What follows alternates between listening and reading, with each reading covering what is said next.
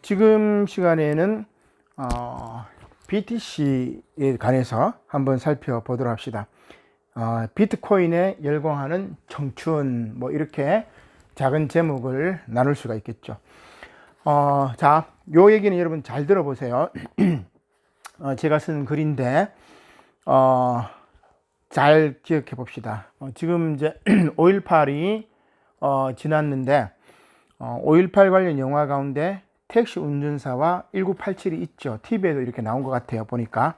자, 그것을 전제로 두고 그 다음에 비트코인을 한번 생각해 봅시다. 세대 구분, 그런 이야기를 하는 겁니다. 잘 들으세요. 만약 영화 택시 운전사와 1987에 열광하는 4050 세대가 지금의 20대, 30대가 열광하는 암호화폐, 가령 비트코인으로 대표되는 가상화폐의 발생사적 기원에 관한 인문학적 통찰이 없다면, 또한 전 세계 젊은이들이 방탄소년단 BTS의 신앙을 고백하는 이 현실의 의미를 깨닫지 못한다면 바로 그들이 1987 속 전두환이며 박 처장, 나아가 박 처장은 김윤석 씨가 맡았던 안기부 요원이었죠. 나아가 오늘날의 적폐 세력이 될 것이다. 왜냐하면 지금 젊은 세대 10대부터 30대의 분노는 그들 자신의 문제, 가령 게으름이나 불성실 같은 이런 그들 자신의 문제가 아니라 우리 사회의 지속적인 구조의 문제이기 때문이다. 그리고 그 구조는 택시 운전사의 광주, 1987의 함성 이후 지금 50대에서 70대가 만든 것이다. 참 제가 이제 이 글을 쓰면서 뭐 자기 반성하는 뭐 그런 의미로 이제 쓴 건데, 여러분 뭐 그냥 이렇게 들어도 이해는 되겠죠. 영화 택시 운전사 그리고 1987 광주입니다. 광주의 민주화 운동을 이끌었던 세대들, 지금 뭐 이렇게 얘기합시다. 지금 50대부터 70대라고 이야기를 해요. 뭐 이들이라고 합시다. 이제 86세대겠죠. 지금 이제 정치나 경제나 우리 사회의 주도권을 잡고 있는 세대들이 바로 이제 50대 이상 뭐 586세대, 86세대라고 이야기를 할 수가 있습니다. 근데 이 사람들은 택시 운전사나 1987에 열광하면서 민주화에 대한 이상적인 열망이 있어요. 그런데 지금 20대에서 30대 혹은 조금 이제 이 젊은 세대들이 어디에 열광하냐면은 BTC, 그 다음에 BTS, 여기 이제 10대도 포함돼야 되겠죠. 그죠? BTC나 BTS에 열광하고 BTS입니다. BTS의 신앙을 고백하는 이 현실의 의미를 깨닫지 못하면 지금 이들이 뭐냐면 이 당시에 강주의 전두환이라든지 혹은 이제 박 처장이라든지 혹은 적폐 세력이 될 것이다. 그러니까 2030 세대들이 BTC나 BTS에 열광하는 그 이유를 깨닫지 못한다면 이 세대들이 바로 그들 세대에 있어서 적폐 세력이었던 전두환과 같은 역할을 한다는 그런 이야기입니다. 무슨 말이에요? 저번에 이야기를 했죠. 부모 리무버, 베이비 부모 꼰대 제거기, 리무버 제거한다는 말이 있었잖아요. 그죠? 그러니까 기성세대들이 지금 당신들이 1980년 혹은 1987년 그 당시 이제 민주화 운동을 했었다면은 지금 2030 세대들이 바라보는 세상은 민주화를 넘어서 다른 세상의 가치입니다. 그 세상의 가치는 제가 구조사를 통해서 이야기를 했잖아요. 근데 그런 변화되는 국면들을 이해하지 못한다면 지금 기성세대들이 적폐 세력이라고 이야기를 할 수가 있다. 그 이야기입니다. 뭐 여러분 공감하실지 모르겠는데 아마 여러분들은 공감해도 기성세대들은 무슨 소리냐 뭐 이런 이야기를 하겠죠. 그 결론에 대해서 조금 이제 뭐 우리 조율은 해보겠지만, 자, 그러면 먼저 2030 세대 비트코인에 열광하는 그런 청춘들, 젊은 세대들에 대해서 한번 살펴봅시다. 여러분들 아실지는 모르겠는데 88만 원 세대로 젊은 층을 지칭했던 우석훈 씨가 있습니다. 우석훈 선생이 젊은 세대를 88만 원 세대, 이제 한 달 월급이 이제 88만 원이다. 뭐 그런 이제 이야기를 통해서 젊은이들의 초상을 아주 서글프게 그렸던 이제 이 우석근 선생인데, 최근 큰 사회적 파장을 일으켰던 비트코인 열풍을 통해서 2030 세대들의 열망을 이렇게 쓴 글이 있습니다. 제가 그것을 한번 인용해 볼게요. 암호화폐 투자 강풍은 젊은 세대 개인의 문제라기보다는 한국 사회의 실패이다. 왜 그럴까? 사실 욕망은 원래부터 존재하는 것이 아니라 법과 제도, 정확히 말하면 권력 구조의 산물이다. 욕망은 원래부터 존재하는 것이 아니라 원래부터 있는 것이 아니에요. 권력 구조의 산물이다. 이런 이야기를 해요. 이게 조금 이제 여러분 어려울 수는 있긴 한데, 내가 욕망하는 것은 이 사회 제도를 통해서 학습이 된 것이지 나 스스로 태어나면서 가지고 있는 것이 아니라는 이야기예요. 물론 우리가 태어나면서 원래 가지고 있는 것은 식욕이라든지 그 다음에 뭐 이제 잠자는 것이라든지 뭐 이런 기본적인 욕망들은 있겠죠. 근데 권력구조, 우리 사회의 문화가 우리의 욕망을 길들이는 것들이 있습니다. 이런 것들, 이제 뭐 권력욕이라든지 성욕이라든지 나머지 어떤 이제 여러 가지 이제 뭐 욕망들이 있겠죠. 이것들은 권력구조의 산물이라는 그런 이야기입니다. 따라서 각자 도생에 익숙한 생존주의 세대인 2030 세대가 택시 운전사와 1987을 보고 감동받으리라 생각하는 것은 아직도 청춘들의 욕망을 읽어내지 못하는 기성세대의 무지라고 할 수 있습니다. 실제로 여러분 택시 운전사나 1987 보면서 막 눈물 흘리고 막 나라에 대해서 민주화에 대해서 국가 폭력에 대해서 막 분노하고 그러지 않았잖아요. 그죠? 뭐 그냥 뭐 재밌구나 이런 식으로 본 거 아니에요? 근데 이제 우리 기성세대들은 좀 달라. 왜냐하면 80년대 강주에서 어떤 일들이 있었다는 것을 사실로 경험했고, 동시대 그때 저도 그때 뭐 나이는 어리긴 했었지만 그 당시에 있었기 때문에 또 그 당시에는 그 진실이 밝혀지지는 않았어요. 90년도, 2000년도까지 계속 진실 밝히려고 이제 했었고, 지금 이제 그나마 이제 진실이 드러나는 거 아니겠어요? 이제 그 역사에 대한 어떤 뭐 애착이라든지 미안함이라든지 그런 게 있단 말이에요. 그러나 그것을 여러분들의 세대에게 강요할 필요는 없다는 그 이야기예요. 여러분들 세대에 맞는 또 다른 욕망의 구조가 있단 말이에요. 그게 이제 BTS나 BTC라는 이야기겠죠.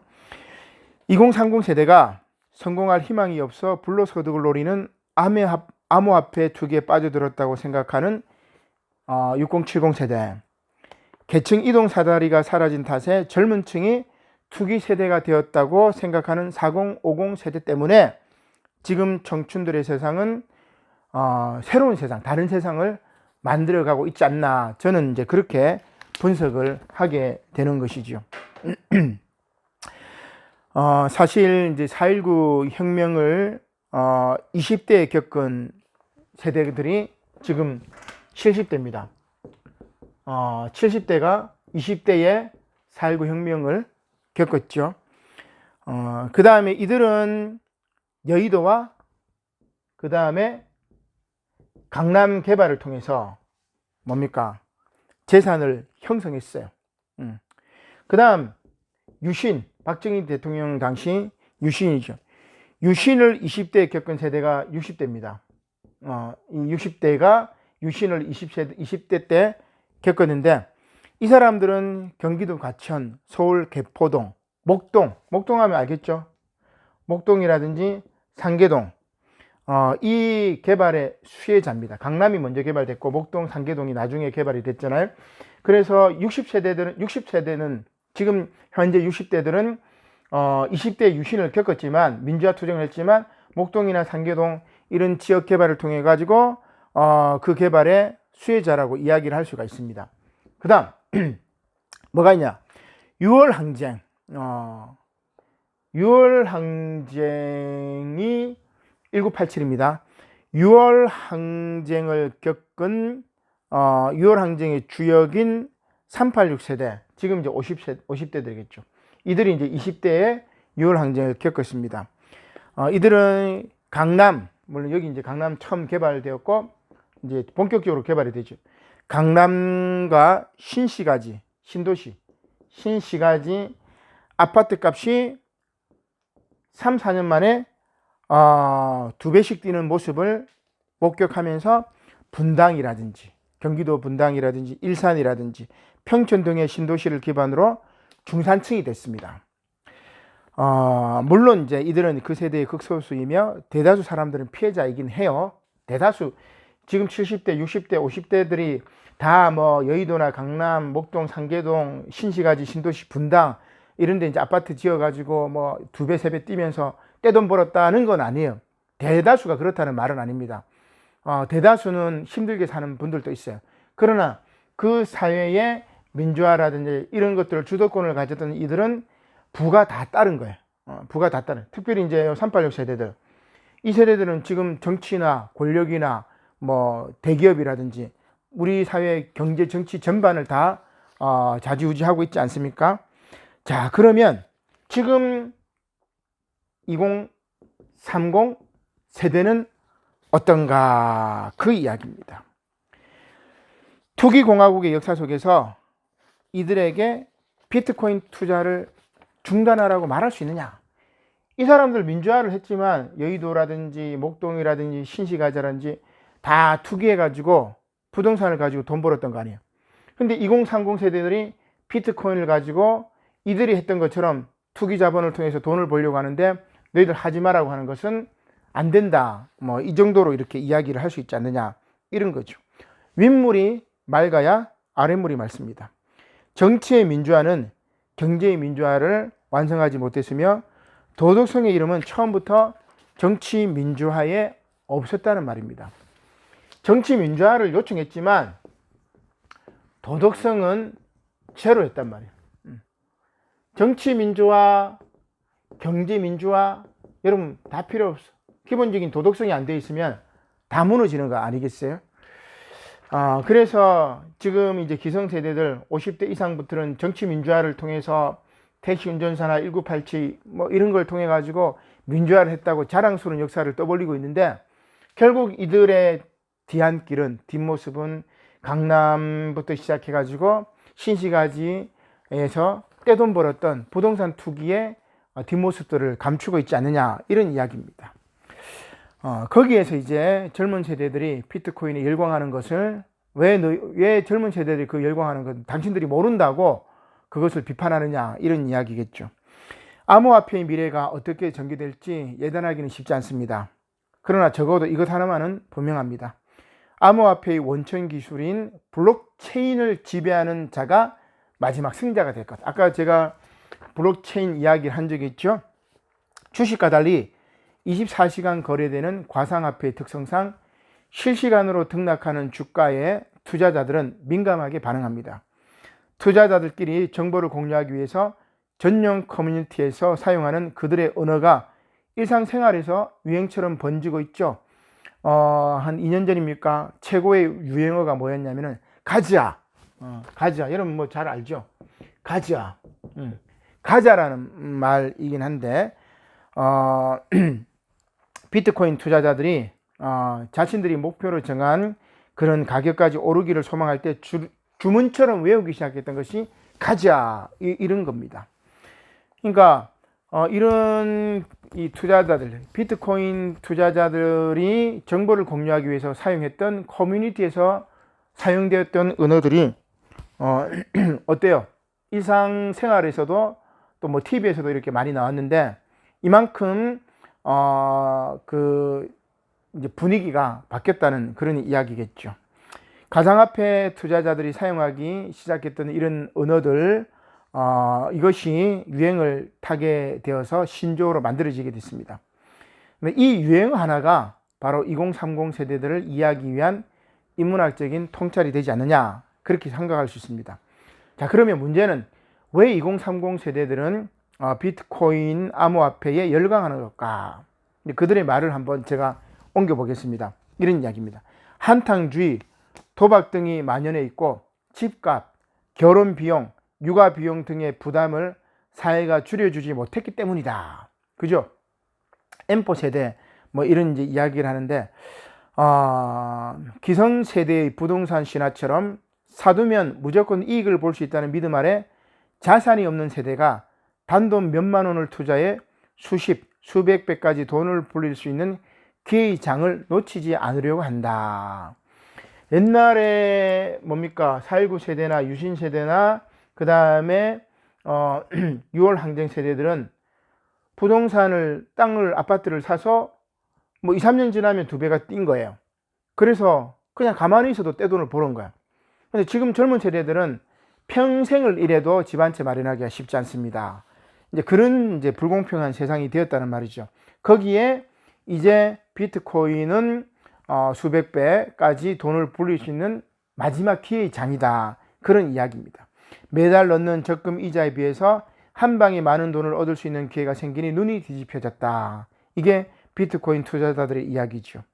부모 세대가 부동산, 주식에 열광했듯이 젊은 세대들은 비트코인에 열광한다. 이런 이야기입니다. 그러나 좀 더 깊이 문제를 분석해 보면 현재 신자유주의 경제 시스템 전반에 대한 문제 제기와 더불어 정부와 중앙 시스템에 대한 의심이 그 중심에 놓여 있다라고 볼 수가 있습니다. 사실 화폐 제도는 회계 시스템이에요. 회계 시스템. 회계 시스템이죠. 물론 여러분들 화폐가 어떻게 생긴 줄 알죠? 옛날에는 이제 물물 교환이었는데 뭐 쌀하고 뭐 그다음에 뭐 양하고 뭐 소고기하고 이렇게 바꾸고 이런 식으로 했는데 너무 무게가 크니까 이것을 사기 위해서 간편하게 뭐 이제 동전 이제 화폐가 생긴 거 아니겠어요? 그래서 어떻게 보면 경제 시스템은 화폐 시스템이고 회계 시스템이라고 할 수 있습니다. 화폐로 통용되는 이런 것들을 회계 시스템으로 하죠. 모든 이제 이 회계 시스템, 이것이 이 회계 시스템이 지금 중앙 집중 은행식으로 중앙 시스템에 대한 식으로 이제 이루어져 있고, 국제적으로 보면은 달러가 기축 통화로 중심 역할을 하고 있잖아요. 그러니까 우리가 여행을 가더라도 달러로 이렇게 바꿔서 이제 나가기도 하는데, 이제 여기에 이 회계 시스템을 바꾸는 게 바로 비트코인 시스템 혹은 블록체인이라고 기술이라고 할 수 있습니다. 조금 더 봅시다. 인터넷 기술의 발달로 개인 간 P2P죠. 개인 간의 정직한 회계 시스템이 가능하게 되었습니다. 이 기술로 새 화폐 시스템을 만든 것이 바로 암호화폐입니다. 새로운 회계 시스템을 만든 게 암호화폐 시스템이죠. 이 암호화폐가 활동을 본격화한 것은 2008년 월가 파동이 터진 이후에, 다시 말하면 국가와 중앙은행 간의 부적절한 관계가 만천하에 드러난 시점이었습니다. 월가를 점령하라. 여러분 기억납니까? 2008년에 미국에서 월가 폭동이 일어났었죠. 금융 자본에 대한 문제 제기라고 할 수가 있습니다. 이러한 가상통화의 혁신성은 은행과 국가라는 제3자 개입 없이 지급 결제를 가능하게 만들었어요. 자, 우리가 지급할 때 국가 시스템 아래서, 그 다음에 은행 시스템 아래서 거래를 하잖아요. 가령 예를 들어 가지고 우리가 은행에 돈을 넣고 내 돈을 뽑을 때라든지 다른 사람에게 이체할 때 은행을 거쳐서 이체를 해요. 그러면 은행에 수수료 떼지죠. 한 500원이나 뭐 이렇게 뭐 1000원이나 이체 뭐 좀 많이 할 때는 한 3000원까지 은행에다 수수료를 뗀단 말이에요. 그 다음에 이 은행을 관리하고 있는 국가도 마찬가지고, 회계 시스템을 국가와 은행이 관리를 하게 되니까 뭔가 이자를 떼간단 말이에요. 그런데 이런 국가나 은행이 없이 P2P, 개인과 개인 간의 거래를 할 수 있는 회계 시스템이 생긴다면 어떻게 될까? 그게 블록체인이에요. 개인과 개인이 거래를 하는데 체인처럼 연결되어 있고, 이게 다 장부로 기록이 되어 있으니까 위조할 수도 없어요. 굉장히 깨끗하단 말이에요. 위조도 할 수 없고 또 이자를 뗄 수도 없어. 이런 회계 시스템이 등장한단 말입니다. 국가의 기능, 중앙은행의 기능, 그 시스템이 완전 무너지는 거죠. 중앙 집권화가 무너지는 거예요. 우리 이제 지방 분권화로 이야기하면 서울 중심, 수도권 중심이 무너진다는 말이에요. 우리나라의 문제점이 뭐예요? 서울 중심이잖아. 그러니까 뭐든지 서울로, 사람들도 서울로, 뭐 기술이라든지 뭐 정보라든지 다 서울로 몰립니다. 그래서 지방은 이제 그 고사하는 거잖아요. 근데 블록체인 기술은 이 서울을 해체해 가지고 지방 전체가 서울이 되게끔 만드는 기술이 바로 블록체인 기술이고, 회계 시스템에 이 서울을 해체하는 게 비트코인이라고 이야기를 할 수가 있습니다. 이러한 가상통화의 혁신성은 은행과 국가라는 제3자의 개입 없이 지급 결제를 가능하게 만들었다. 제3자들에게 뜯기던 중개 수수료를 내지 않아도 되는 것이죠. 따라서 비트코인과 그 기술 기반인 블록체인 기술은 언젠가 국가 혹은 중앙은행, 이러한 이 중앙은행의 법정화폐를 대체하게 될 겁니다. 이게 한 100년 후, 한 500년 후에 지나면 화폐 시스템의 변화는 구조의 변화라고 할 수 있겠죠. 그러니까 화폐 시스템은 오래됐어요. 그죠?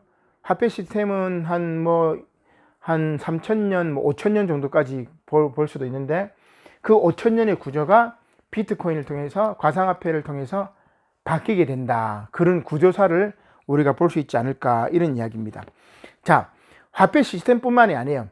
블록체인 기술, 요 블록체인 기술 개인들이 다 나누어져 있지만 연결되어 있는 것, 화음 철학이라고도 할 수 있다. 그죠? 자, 이러한 블록체인 기술이 만약에 선거와 민주주의 그리고 정치와 산업 까지 가능하게 된다면 세상은 어떻게 변할까? 자, 정치도 우리가 직접 민주주의를 하면 돼요. 직접 다 연결하면 돼요. 우리는 지금 대의민주주의잖아. 예를 들어 가지고 국가나 은행을 화폐 시스템에서 은행이나 국가가 개입해 가지고 이자를 떼가는 거잖아요. 우리끼리 P2P를 개인끼리 연결하면 되는데 은행을 낀단 말이에요. 정치도 우리끼리 해가지고 직접 민주주의를 하면 되는데 대의민주주의로 국회의원을 뽑는 거야. 국회의원들 혹은 대통령을 뽑아서 우리의 권력을 위임하는 거잖아요. 근데 만약에 블록체인 기술이 정치 체제에 들어가게 되면 국회의원이나 이런 것들이 다 필요 없단 말이에요. 왜냐하면 직접 가능하기 때문에. 그 다음 예를 들어 가지고 산업 같은 경우도 기업도 마찬가지입니다. 지금 경비원 그 폭행 사건 있죠. 근데 그 아파트가 그 경비원이 속해 있는 업체를 용역을 준 겁니다. 그러면 용역 대형 업체가 있고 그 용역 업체에서 경비원들 아저씨들을 이렇게 불러가지고 쓰는 겁니다. 그러면 이 입주민들하고 그 다음에 경비원들하고 중간에 뭐가 있어요? 용역 업체가 있는 거예요. 그러니까 1대1로 연결이 되는 게 아니고 용역 업체가 있단 말이에요. 옛날에 이제 마름 같은 거예요, 마름. 이제 지주가 있으면 바로 이제 농부들하고 바로 지주가 이제 이 농사꾼들에게 뭐 이렇게 명령하고 하는 게 아니고 마름만을 딱 써요, 마름. 그러면 이 마름이 어떻게 해요? 농부들에게 가가지고 이제 농사 지은 걸 가져와가지고 주면 거기서 조금 떼가지고 마름이 먹고 그래요. 그러면 지주는 마름한테만 지시하면 돼. 마름은 이제 이 농사꾼들한테 가가지고 완전 이제 악질적으로 굴지요. 그 지주하고는 상관이 없단 말이에요. 그러니까 이런 중간 용역 업체들을 제거할 수 있는 게 산업에서 제거할 수 있는 게 뭐냐면은 블록체인 기술이라는 말이에요. 지금 대부분 용역 업체예요, 여러분. 그래서 옛날에는 정부에서 큰 이제 고위 관료들이 퇴직하면은 갈 데가 없으니까 용역 업체를 만들어. 그래서 거기에서 정부가 이겁니다. 자, 정부가 회사에서 일거리를 바로 주면 돼. 바로 주면 그냥 끝나요. 그런데 용역 업체를 만들어서 여기에다가 그 관료를 보내고 이렇게 보내서 여기로 이렇게 한 달이 건너가. 그러면 쓸데없이 용역 업체를 만들어 가지고 이 관료를 먹여 살리는 거죠. 이런 게 지금 화폐 시스템부터 정치 시스템부터 시작해 가지고 경제 시스템도 마찬가지고 모든 우리 사회 시스템이에요. 물론 이제 편하긴 해요. 이 정부에서는 여기에 맡기면 신경 안 써도 되니까. 근데 직접 관리하면 신경을 많이 쓰죠. 이런 게 이제 편하긴 한데 이런 것들이 이제 보편화가 돼 버리니까 블록체인 기술이 정치, 경제, 산업, 문화라든지 혹은 경제까지 쭉 이어지게 되면은 이제 직접 민주주의가 실현이 될 수 있다. 그런 이야기입니다. 세상이 이제 뒤집어지는 거죠. 구조가 바뀐다는 그런 이야기입니다. 그리고 지금 2030 세대는, 여러분 세대는 바로 그런 세상을 꿈꾸고 그 다음 비트코인의 P2P라는 정직한 회계 시스템과 블록체인의 보안 기술을 이끌어내야 돼요. 그것이 바로 새로운 시대를 만들어낸다고 볼 수 있습니다. 그런 구조사를 만들어내길 바랍니다.